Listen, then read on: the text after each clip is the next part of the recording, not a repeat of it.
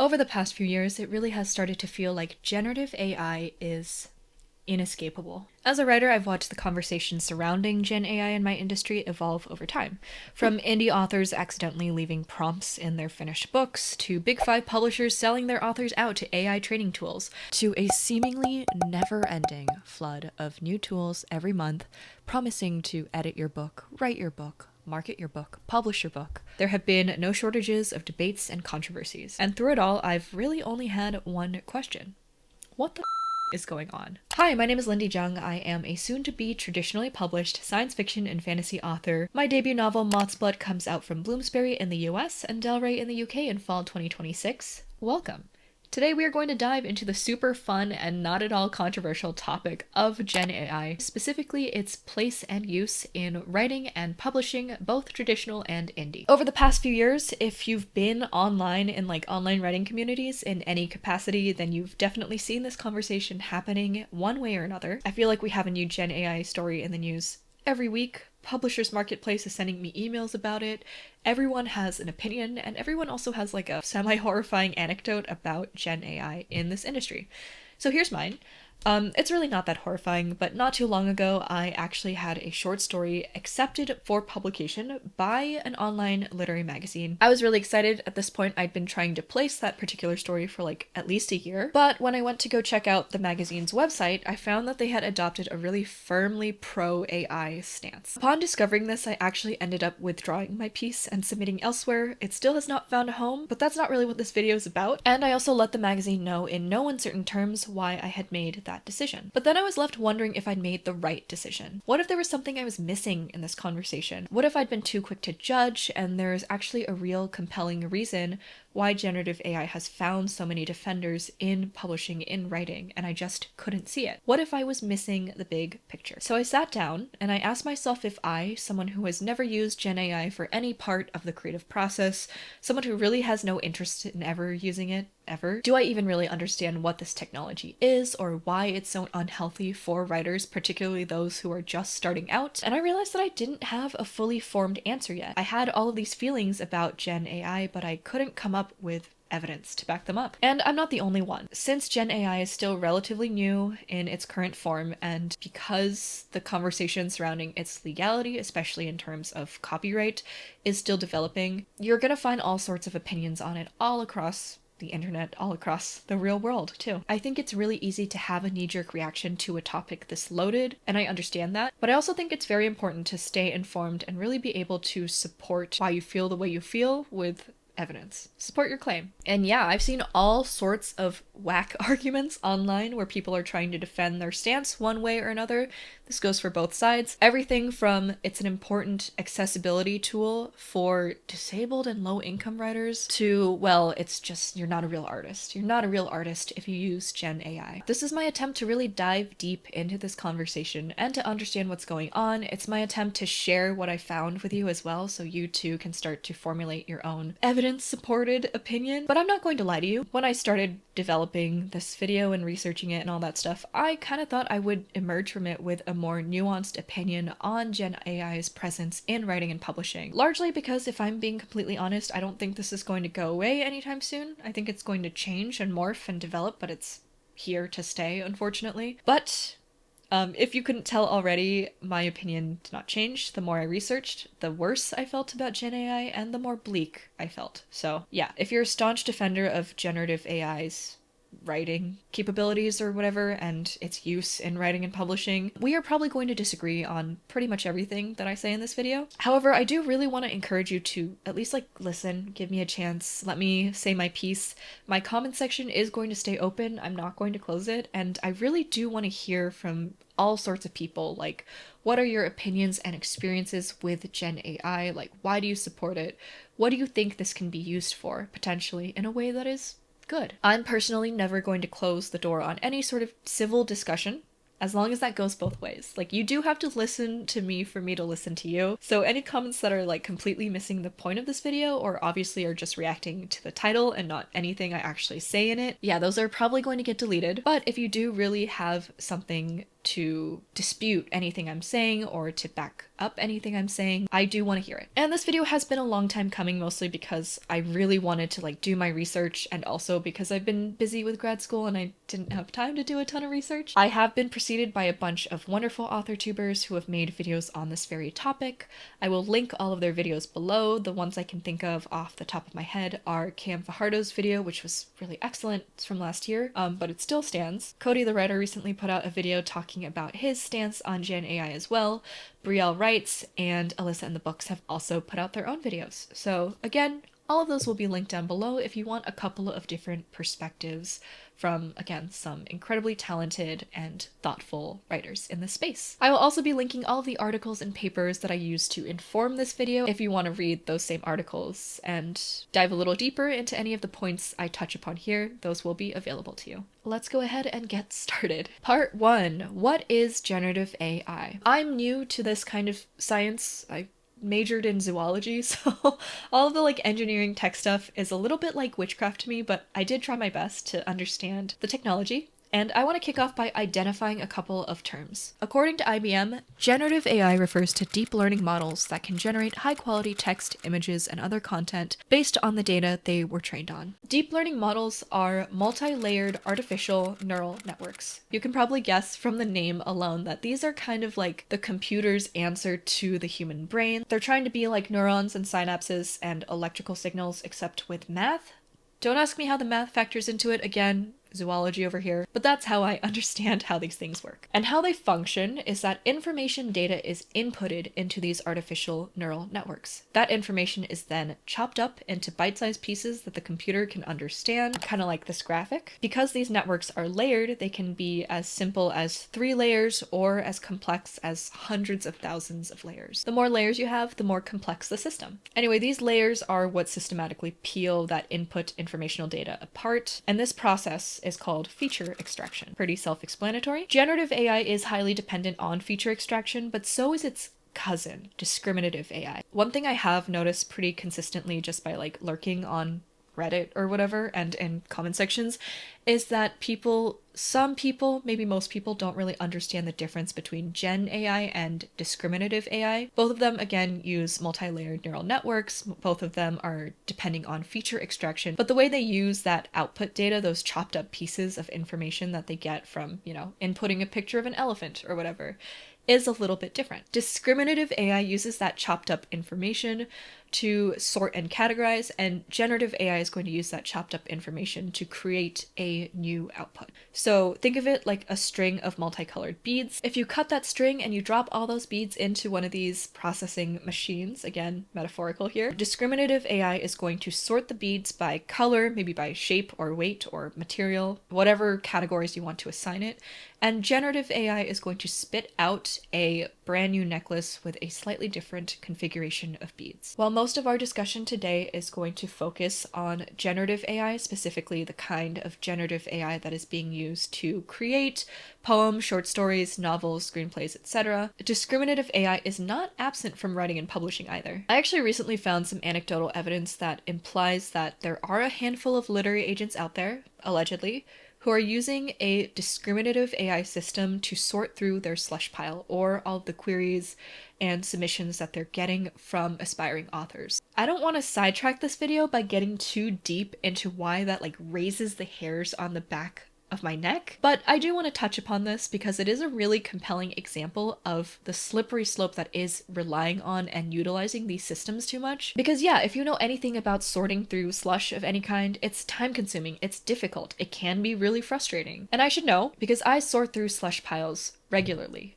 In my role as a volunteer first reader for an online literary magazine, just got nominated for a Hugo. Thank you very much. But even though it's hard work, I'm volunteering to do it because I really enjoy the work. I don't mean that everyone has to enjoy sorting through slush, especially if you're an agent and you have to do it every day, multiple times a day. I'm sure that's exhausting and grueling, but I think it's important to really consider and read each and every submission you get, regardless of what level the writer is at. One, because you want to respect that writer's time and effort, and you want to respect the fact that they were courageous enough to submit in the first place. And also because I truly believe that sorting through slush has helped me develop my sense of what makes stories work, and also my sense of human taste. Now, an agent who is using freaking ChatGPT to sort through their query submissions and make it go by faster, yeah, sure, they're going to get it done faster, they're going to respond faster, but they aren't choosing which stories to pass on and which stories to move forward on. They aren't developing and honing their instincts for what makes a story work, what's going to work in the current market, what might seem like a risk but is going to pop off anyway. Instead, they're relying on an AI model that has been trained on millions of stolen stories and whose understanding of what makes a story work is just like the summative average of everything that's been put into them. That agent isn't picking books and authors to represent based off of their passion, their personal taste, what they like and what they can champion. They aren't going to pluck the next blockbuster novel out of obscurity. They aren't going to find that next indie literary darling. They're just going to pick the most average and like generally appealing book. The same principle also applies to Gen AI because Gen AI isn't putting out something truly unique or original. It's chopping up a bunch of different books, a bunch of different stories, again, stolen, plagiarized, pirated material that is taken and used to train AI without the consent or knowledge of the authors. It's going to, based off of your prompt, spit out an approximate average, the average answer to that prompt. There is no human innovation or creativity here beyond the prompt itself. Everything Gen AI is spitting out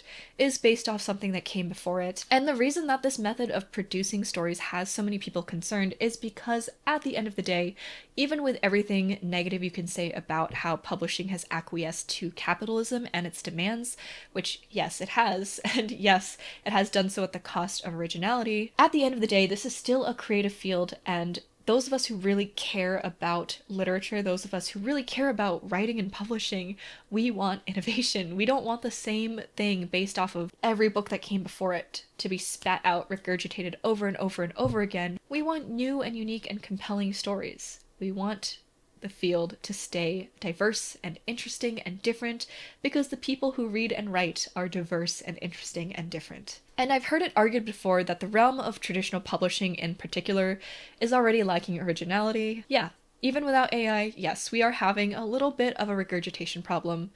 A big bit of a regurgitation problem because yeah, I'm not going to sit here and pretend that writers and publishers aren't pretty regularly like recycling ideas and tropes and concepts or, you know, writing IP books or contributing to existing IP. And lately we're also seeing like fan fiction of existing IP being put out as original stories with the serial numbers filed off and then being marketed based off of the original IP.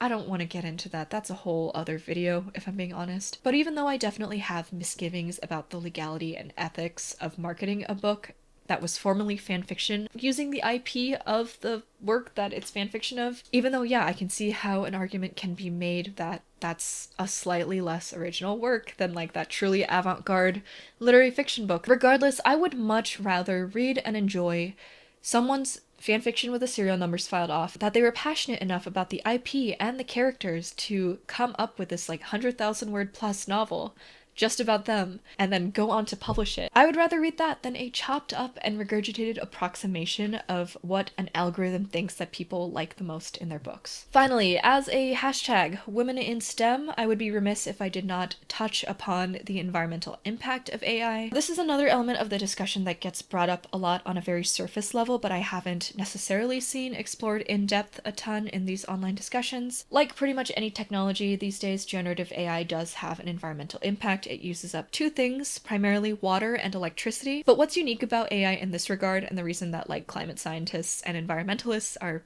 concerned about its usage, are that it kind of uses these things up at a level that we haven't necessarily seen before, at least on this scale. Because the amount of power that's used to train AI to begin with all of those like hundreds if not thousands of layers of neural network layers, and also to power the thousands, if not millions, of user commands that go into like ChatGPT each day, that amount of power is significant, and it can't really be ignored. Contrary to popular belief, the internet does not exist as a bunch of electrical signals floating in the air in a cloud. It is very physical. Everything is powered by physical servers at data centers. In this article from MIT, Noman Bashir, a computing and climate impact fellow at MCSC, estimates that a generative AI training cluster might consume 7 to 8 times more energy than a typical computing workload. Additionally, a ChatGPT query consumes 5 times more electricity than a simple web search. This level of energy consumption is so great that AI data centers have been shown to raise power and water bills for the people just living near them. AI systems primarily consume water by using it to cool off their generators,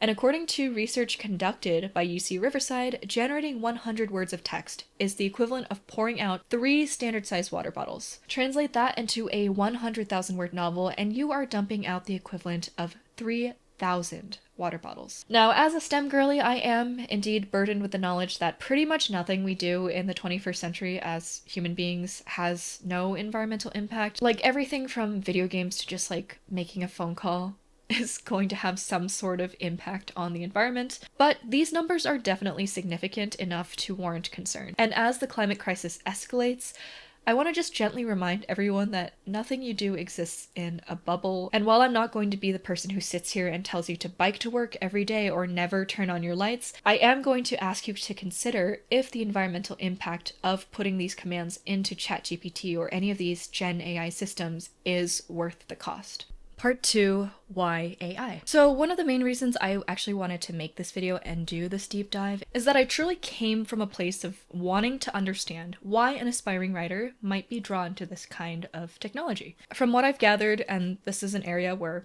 please feel free to correct me in the comments if you have a different perspective on this, because most of this comes from like gathering evidence by like looking at online forums and the comment sections of various YouTube videos. But it does seem to me that most people who are trying to use generative AI as a writing tool, particularly those who are new to writing, are doing so because they feel what all writers feel, which is that they have a story in them that they want to get out in some form. And they also see generative AI as a way to bypass the perceived barriers to making a career as a storyteller. So most people who are using generative AI in this way are still considering themselves writers.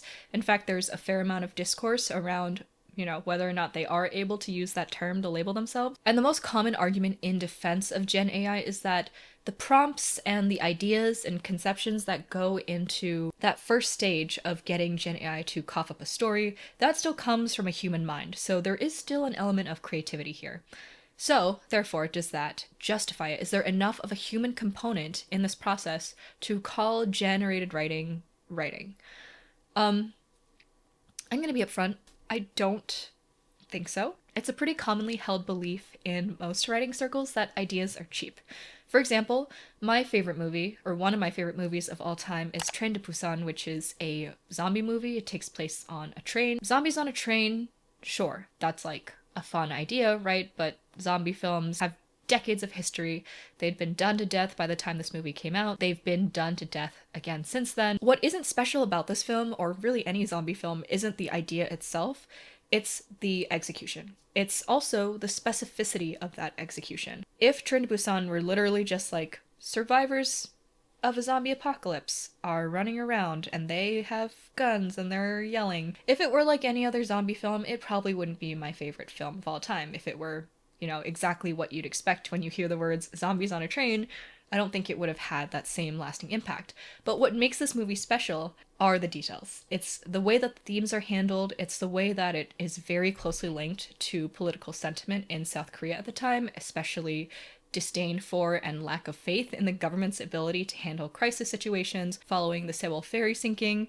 It also has to do with this very specific, to the degree where I believe it's very personal, core story of a father and daughter's struggling relationship in the wake of his divorce. So, long story short, Train to Busan is a movie that is so much more than its concept of zombies on a train in Korea. Stories matter to people and they last because of how they are executed, because of that human element, how the characters feel and move through the story, the themes, the plot details, those moments that make your jaw drop because they're just so unlike anything you've seen before, and not because of their one-line pitch or the prompt used to generate them. But in reality, it seems to me that very few people are actually using generative AI to spit out fully formed novels, short stories, poems, what have you, because I think it's pretty safe to say that most of us are aware that at this stage of its development, Gen AI isn't very good at writing. It's very recognizable. It doesn't really have a good sense of story or characters.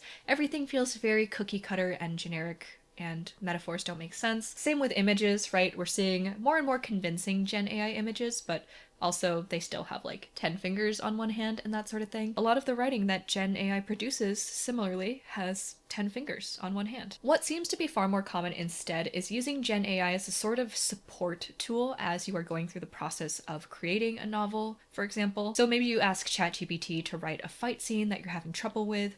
Maybe you're asking it to beta read your work by feeding your entire story into the program, and then it spits out some sort of edit letter that you can work off of. Small things, you know, mostly to help speed up the process. And I think it might be easy to fall into the assumption that this is a little bit more of a gray area, right? Like, you're not full on plagiarizing other people's works by using the chopped up versions that Gen AI spits up and passing them off as your own work. You're not putting out, you know, a short story with 10 million M dashes in it and trying to say it's yours. You're just trying to make the process of writing easier, right? I don't really think it's a gray area. I do think this more common form of usage is just as bad, if not worse, in that it's more duplicitous. Aside from all the same issues regarding like the environmental impact and the ethical implications of using Gen AI in this way, as well as the, you know, more obvious way, in my opinion, taking shortcuts like this is defeating the purpose of art. And yeah, this is about to get into some real hippy-dippy philosophical territory, but I don't think that we can have this discussion about Gen AI and its role in creative spaces without talking about why those creative spaces exist, why creativity matters, and why people have been drawn to it for millennia. It's a very important part of the conversation to me. I don't think it can or should be brushed over just because it has to do with how people feel, rather than just plain hard facts. So the question that I want to ask is, what is the purpose of writing, or painting, or creating music, or crocheting and knitting? What is the purpose of undergoing those activities? Is it to have a finished product to sell, or is it the process itself? I've been listening to the podcast No Right Way, hosted by science fiction and fantasy icon V.E. Schwab. And in season 3, episode 1 of No Right Way, V.E. Schwab and her guest Olivia Blake had a great moment where they talked about the purpose of writers using AI to generate their stories. They tackle the age-old question, what is the point of writing to begin with? And I think landed on a very compelling answer. The point is the process. This was such a good moment. I thought it was really well articulated. I think it put into words something that I'd been feeling for a long time and couldn't necessarily find the words to explain. I don't think this just applies to writing, but to literally any art form. For example, I am a hobbyist crocheter. I love to crochet. It's a relatively new hobby for me. I really enjoy making things to wear, things to display, but I also just really enjoy the act of crocheting itself. Like, I love sitting down at the end of the day with my little project, and I love just crocheting and watching like a bad TV show. I also like finding new patterns and challenging myself to try new stitches. I'm challenging myself right now to kind of make a garment that's true to size for me without going off of like one singular pattern. I'm trying to kind of freestyle it, and that's really new. I really loved learning about yarn and like the different kinds of material that yarn can be made of, and what materials are good for what types of garments or projects, and what materials are made to last, and like how they're produced and how to do so sustainably. For me, the finished product isn't really the point. I don't sell anything I make. I sometimes do give it as a gift, you know, to loved ones.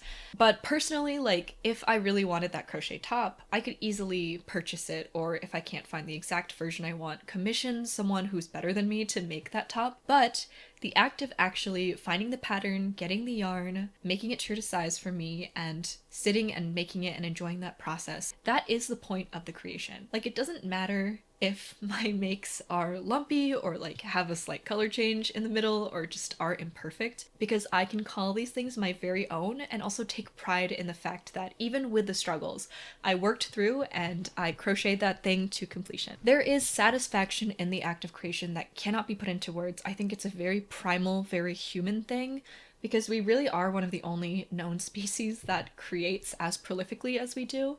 And I think in this era where like more and more of the time, the things you do for fun, the hobbies you have, the ways that you socialize are consumption based, having hobbies and ways to spend time that are focused on the act of creating, putting things out into the world rather than just like consuming them, that's something really special. But okay, crocheting for fun is one thing, but what about writing for your career? What about writing for your job? It is really difficult in this era of capitalism to disentangle that purity of creation from the need to make money and survive. But I have completed 4 novels in my lifetime, and other than just like how fun they were to work on and how much I learned about craft from the process of working on them, each of them was such a snapshot of a particular moment in my life and a particular journey and development that I went through. All of my novels are incredibly personal to me. My first one in particular was with me for 15 years. I worked on that thing from age like 9 to 24, 22. The story grew with me, the characters grew with me, my understanding of the craft developed exponentially as I was working on this book, writing and rewriting and editing. I got like unhealthily obsessed with my own characters. I shared the story with my friends as each chapter was coming out, as in every time I finished a chapter, and they would like write fan fiction of my characters or draw my characters, and we'd talk about my characters and my story. So it was a really great way for me to bond with my friends as well, many of whom I'm still friends with today, 10 plus years down the line. It was also a vehicle for me to be like purely self-indulgent and write pseudo fanfiction almost, where I was including elements of the stories that I was consuming and really enjoyed. This book is and was such a huge part of me in my life, and although it did help me get my first agent, it did not get picked up for publication. Like, this book is never gonna see the light of day, and although that is a very complicated feeling for me, I don't regret the time that I spent with the story. One, because it was so fun and enjoyable and such like a light in my life and a time that I really desperately needed that. 2, because it helped me develop into the writer that I am today. One who does have a book coming out, one who is continuing to write the stories that I always wanted to see on shelves. And listen, I am a working writer. I'm very thankful and lucky to have a day job that I really love outside of writing that helps me feel a little bit more stable in terms of my cash flow and like how I'm able to support myself through life. But I do understand at least a little bit of what it feels like to have to rely on your writing income and have that be very reliant on how much you're able to produce and how quickly and at what level of quality. I also understand that hunger of being a pre-debut writer or pre-agented and feeling like there's so much pressure to write a certain type of book in order to get my foot in the door in this weird and wacky career. But if you are just starting out as a writer and you are eyeballing Gen AI as a means to get to point C, whatever that means for you, as quickly and as efficiently as possible, you're just going about it the wrong way. Because in those early stages as a writer, it's not really the point to create the perfect product to sell. I just don't think that writers at that early stage need to be worried about efficiency and production yet. I think as a new writer, your primary concern really should be just developing your skills and developing your craft. And so when I see people turning to Gen AI more and more as a shortcut for putting in that scene, outlining your third act, what should the dialogue be here, you're robbing yourself of an opportunity to really develop those skills on your own, because when you run into that issue again, which you will do if you continue to write, you're going to turn to Gen AI again, and it's going to give you the same answer it gave you before, stolen off of other people's work. You're taking away the opportunity for yourself to learn something and to develop your craft and become a writer in your own right. And so yeah, I just don't think that Gen AI should be used as a shortcut for anything, because then what is the point of you being an artist? Make that click for me, because I don't understand it. And then this brings us to the discussion about accessibility. People seem to think that writing is gatekept, which it is. Traditional publishing is very gatekept. But when you're just starting out, when you're at that level where you're there to learn, there to develop your skills, there are so many free resources online. I'm a working writer. I've never taken an official creative writing class. I've never paid for a course. I've bought maybe one craft book that honestly I didn't read all the way through. Most of what I've learned from watching YouTube videos, reading articles online for free, talking to other writers, having other writers, my friends, look over my work, give me feedback, give me pointers, reading other books and watching movies and TV and analyzing their stories based off of what I've been learning. Everything I've learned, yes, took time, it took effort, but it was 100% free.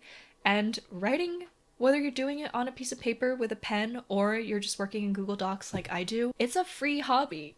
It doesn't cost anything to start, and that's how it should be. But these generative AI tools, they cost quite a bit. And the ones that aren't ChatGPT, the ones that, and I get these emails in my inbox literally every week, so I know. The ones that are claiming they can get past AI detectors, the ones that claim to have human-like writing, pretty much all of them are charging money. Because these are a product. The people at these companies are trying to convince you that you need Gen AI tools to write, to succeed in writing and self-publishing or TradPub or whatever else have you. They are trying to sell you something that you do not need, because you can develop those skills on your own. You are perfectly capable of learning them, and the resources for them are largely free. You should not have to pay a dime to create a book that you're proud of. You really should not. And it makes me so angry to see the price points for some of these technologies. These people are trying to scam you. They are trying to scalp you, and they are trying to get influencers like me to do it, and we won't do it because we know it's a scam. I'm telling you now that they are rotted. These companies do not care about the creative process. They do not care about the quality of your work. They just want to take money out of your wallet, often a very large amount of it. They are preying on people's belief that writing is hard, writing is inaccessible. To write well, you need a degree. None of those are true, except for writing is hard. Yes, writing is hard, but that doesn't mean that it's impossible, and it certainly doesn't mean that it's not worth pursuing. Writing is one of the hardest things I've done in my life, but I've stuck with it because I love it, and because I'm passionate about it, and because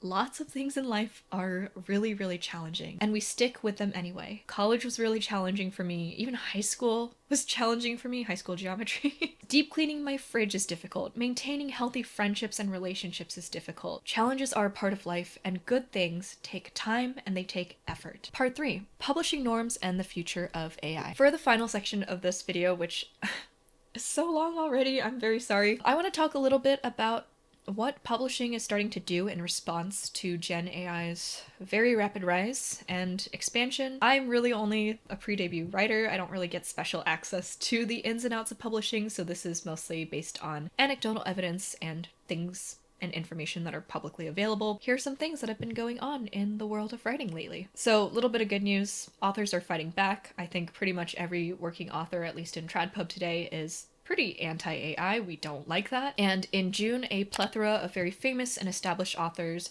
penned and signed an open letter to publishing houses across the states and abroad, asking them to never release books that were created by machines. This was signed by over 1,000 people in under 24 hours. There have also been multiple lawsuits opened up against these, again, scammy and sus generative AI companies. Most of them are centered around, you know, the whole like copyright legality of it all. One of these programs was found to be trained off of pirated books, and piracy is a crime, so they are going after their ass for that one. And yeah, in general, I think that working authors and most people within publishing, at least on the creative side of things, are seeing generative AI as an existential threat that has to be dealt with. At least a lot of us are on the same side of something for once. And I think for authors, the general fear is that publishers who are in pursuit of like the bottom line always and forever, some of these guys might go, hey, Gen AI is finally at a level where it's a viable replacement for these really expensive authors, so we're just going to publish books that are written by Gen AI